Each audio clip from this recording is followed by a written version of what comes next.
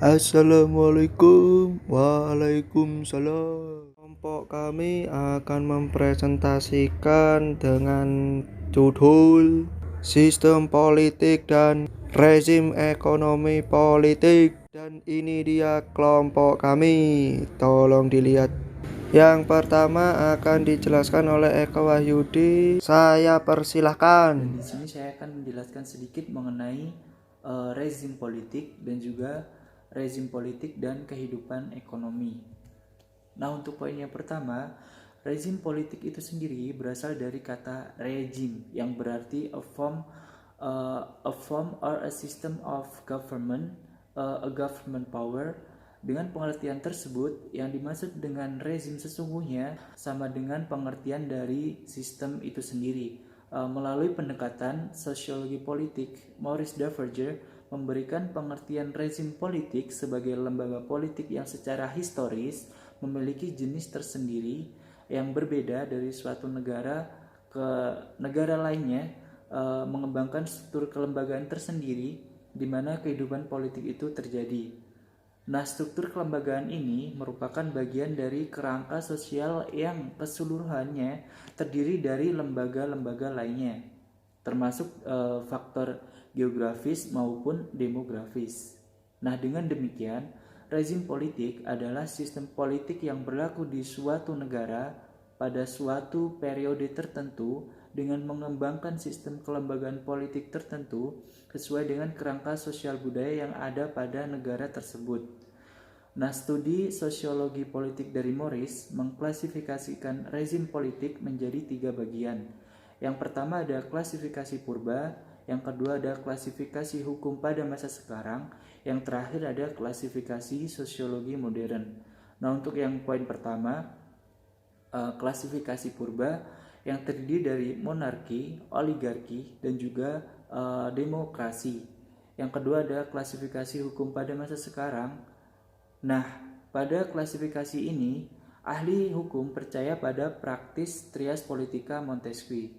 Klasifikasi rezim politik ini dibuat berdasarkan hubungan internal antara kekuasaan dan juga elemen yang berbeda yang dapat membentuk suatu negara.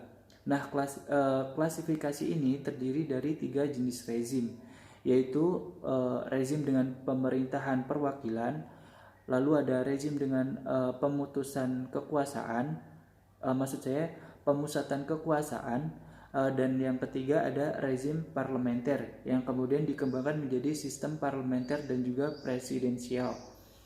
Nah, yang ketiga ada klasifikasi sosiologi modern yang terdiri dari 2 jenis utama, yaitu rezim pluralitas atau demokratis di mana mengizinkan tuntutan politik secara terbuka bebas melalui partai-partai politik. Yang kedua ada jenis rezim unitarian atau otokratis yang lebih mensyaratkan bahwa konflik dan tuntutan politik secara resmi tidak diperkenankan. Nah, masuk poin yang kedua, yaitu rezim politik dan kehidupan ekonomi. Sebelumnya saya akan menjelaskan sedikit mengenai perkembangan rezim itu sendiri.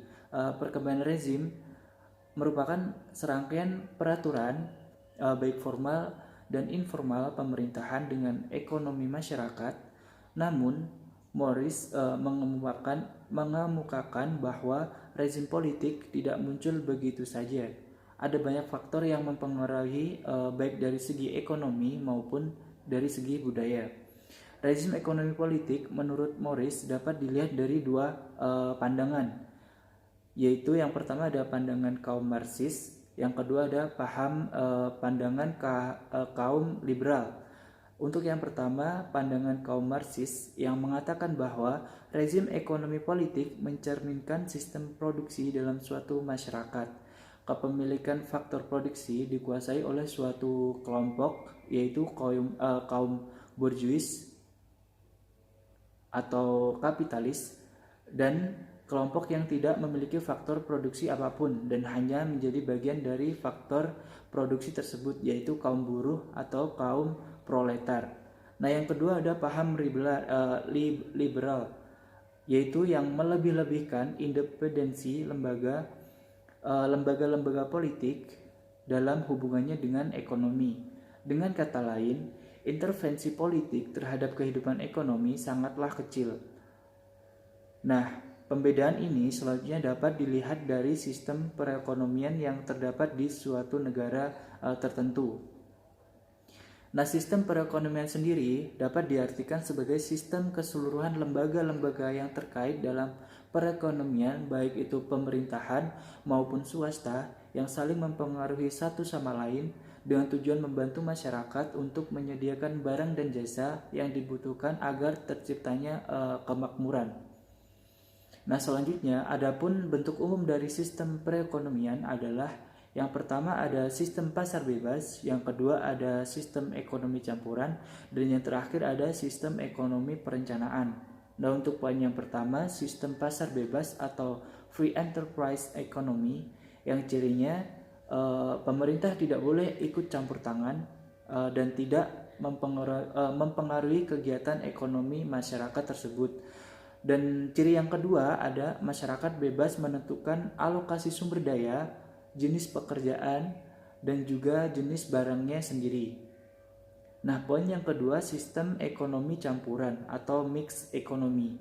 Dengan pengendalian dan kontrol oleh pemerintah, tetapi masyarakat masih memiliki atau mempunyai kebebasan yang cukup luas untuk melakukan kegiatan ekonominya. Yang poin ketiga ada sistem ekonomi perencanaan atau central plan, di mana pemerintah menentukan sepenuhnya corak kegiatan ekonomi yang berlaku di masyarakat. Selanjutnya akan dijelaskan oleh Aditama. Nah, saya akan menjelaskan tentang pendekatan dan sejarah pemikiran ekonomi politik. Nah, itu dibagi menjadi dua. Yang pertama ada pendekatan ekonomi politik dan yang kedua ada sejarah ekonomi politik.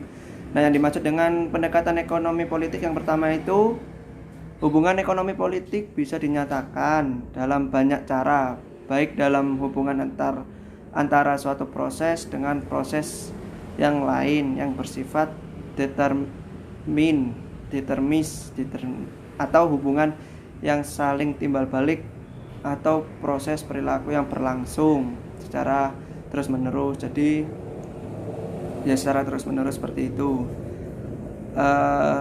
Dan yang kedua, sejarah ekonomi politik itu